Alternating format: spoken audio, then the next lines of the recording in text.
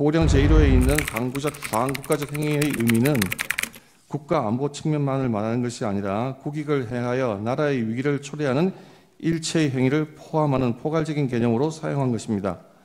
구체적인 예를 들면 거대 야당이 북한이나 중국의 입장에 동조하여 국가의 안보에 위해를 초래하는 외국인의 간첩 행위를 처벌하는 법률 개정을 반대하는 행위, 국가 안전 확보를 위해 하는 각종 법률을 제정하거나 또는 안보를 위한 규정의 폐지 행위, 국가 안보를 제외하는 외교 안보 정책, 국가 안보 예산 삭감을 통해 국방력 약화 기도, 기타 에너지 안보 위협하는 행위 등을 들 수 있습니다.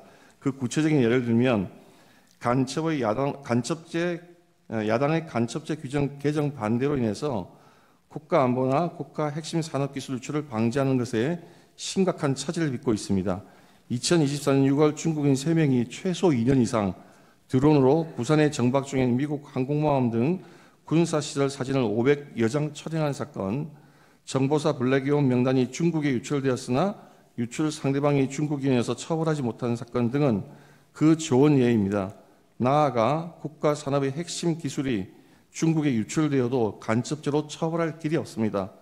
야당은 현재도 간첩죄 규정의 개정에 반대하고 있고 이로 인해서 중국의 간첩들은 한국에서 활개치고 있습니다. 러시아 우크라이나 전쟁이 장기화되면서 북한, 러시아, 중국이 밀착하는 가운데 대통령이 국가 안보를 위해 한미일 군사 합동훈련한 것을 전쟁광으로 매대하여 1차 탄핵 소추안에서는 그 사유로 삼기도 했습니다. 현대전은 드론의 등장으로 양상이 바뀌고 있고 피청구인이 우크라이나에 참관단을 보내려 하자 국방장관을 탄핵하겠다고 위협했습니다. 우크라이나 전쟁에는 1만 명 이상의 북한군이 파견되어 있으므로 북한군의 작전 체계, 전투 능력에 대한 정보 수집은 우리나라 국가 안보를 위해서 매우 중요합니다. 국가 안보를 위해 우방국의 현대전에서 교훈을 얻기 위해 청관단 파견을 방해하려는 거대 야당의 저의가 무엇인지 묻지 않을 수가 없습니다. 또 거대 야당은 방사물자를 수출할 때 국회의 동의를 받도록 하는 방해사업법 개정안을 당론으로 추진하고 있습니다. 방산 수출의 관건인 신속한 대응이 어려워지고 기밀 유지가 불가능하기 때문에 방산 수출이 사실상 중지될 수도 있습니다. 이렇게 거대 야당이 반대하면 북한, 중국, 러시아가 원치 않는 자유서약에 대한 방산 협력이 불가능해집니다. 우리나라의 국방과 국익에 막대한 손실이 발생합니다. 거대 야당이 2025년 예상 중 일방적으로 삭감한 4조 1천억 원 대부분이 핵심 국정 과제를 추진하기 위한 예산입니다.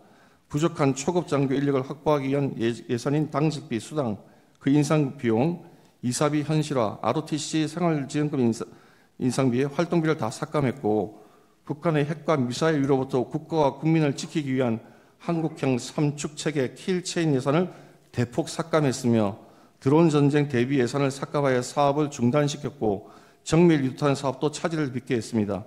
북핵의 위협에 대응하기 위한 핵심 방위 사업 예산을 이렇게 일방적으로 대폭 삭감한 저희를 묻지 않을 수 없습니다. 거대 야당이 대한민국의 생존이 걸린 에너지 안보도 위협하고 있습니다. 지난 정권 내내 탈원전 정책으로 인해서 에너지 안보의 기반을 무너뜨려 놓고 원전 생태계를 복원하려고 하는 현 정부의 노력을 사사건건 제동을 걸고 있습니다. 24조 원 규모의 체코 원전 사업에서 어렵게 우선 협상자에 선정되었을 때에도 정부의 노력을 지원하여서 우리나라를 위한 산업 수출을 이루기는커녕 덤핑 수준의 가짜 뉴스를 내놓고 한미 원자력 협력의 핵심 과제인 차세대 원전 기술 SFR의 R&D 계산도 90%나 대폭 삭감을 해버렸습니다. 이렇게 우리나라의 원전 경쟁력이 떨어지면 우리나라의 산업 경쟁력이 급격히 위축될 뿐만 아니라 지금 현재 원전 확대에 열을 올리고 있는 중국이 가장 큰 이익을 보게 됩니다. 거대 야당은 동해가스전 시추 예산, 이른바 대왕고래 사업 예산을 사실상 전액 삭감하여 온 국민이 바라는 산유국의 꿈을 무산시키려 하고 있습니다. 지금 세계가 급격히 재편되면서 글로벌 에너지 공급망이 흔들리고 안전적인 에너지 자원 확보가 국가의 생존에 직결되고 있습니다. 최대 140월 2270조 원에 달할 수 있는 대왕고래 사업에 성공한다면 우리의 에너지 자력과 에너지 안보를 획기적으로 강화할 수 있음에도 불구하고 오로지 정치적인 목적으로 사업 진행을 가로막고 있습니다. 그뿐만 아니라 거대 야당은 우리 사회의 안전을 지키기 위한 필수 예산도 무차별 삭감했습니다. 검찰, 경찰의 내년 특경비, 특활비, 치안활동비 예산을 전액 삭감했습니다. 검찰 587억 원, 경찰 31억 원에 달하는 예산을 아예 0원으로 만듦으로써 수사를 제대로 하지 못하게 하고 있습니다. 이로 인해서 마약 범죄라든지 또는 치안 범죄 등의 활동이 줄어들면 그것이 과연 누구에게 이익이 되고 누구에게 피해가 되겠습니까? 또 이러한 예산은 금융사기 사건, 성범죄를 비롯한 사회적 약자 대상 범죄, 마약, 조폭 등 민생 침해 사건 수사, 그리고 대공수사에도 쓰이는 예산인데 이것을 다 삭감하는 저희는 무엇입니까?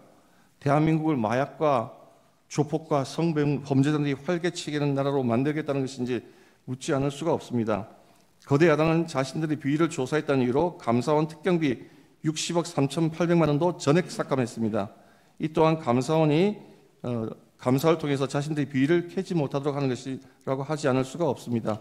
나아가 대통령실, 국가안보실의 특활비 80억 5천만 원도 전액 삭감했습니다.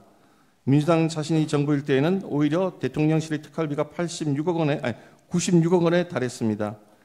이와 같이 예산을 무분별하게 삭감하는 것은 국가의 정상적인 활동을 방해하고 차질을 빚게 하는 것이라고 하지 않을 수가 없습니다. 이러한 것은 상권 분립의 헌정 질서에도 위배되는 것이고 국헌문란행위라고 판단하지 않을 수가 없습니다. 그러면서도 국회의원의 해외 출장비에 쓰이는 국회의원들의 해외 출장에 쓰이는 국회 특갈비, 특경비 예산은 195억 원으로 유지하고 연봉은 1억 6천, 국회의원들의 연봉은 1억 6천만 원으로 오히려 인상을 했습니다.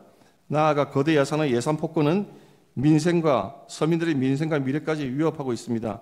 대통령은 그동안 직접 전국을 돌며 민생 토론회를 열어 현장의 의견을 수렴하고 공직자들이 밤잠을 아껴가며 피부에 와닿는 정책을 개발해 놓았습니다. 그러나 거대 야당의 무자비한 핵심 예산 삭감으로 많은 사업이 중단될 위기에 처해 있습니다.